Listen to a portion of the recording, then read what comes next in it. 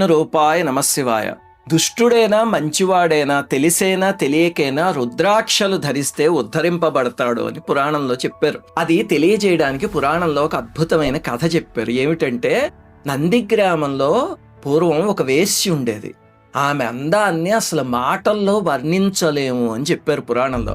ఆమె పొందు దొరికితే చాలని పురుషులు అల్లాడిపోయి ధనాన్ని కుమ్మరించేవారు. ఆ ధనం పెట్టెలతో ఆమె భవనం అంతా నిండిపోయేది.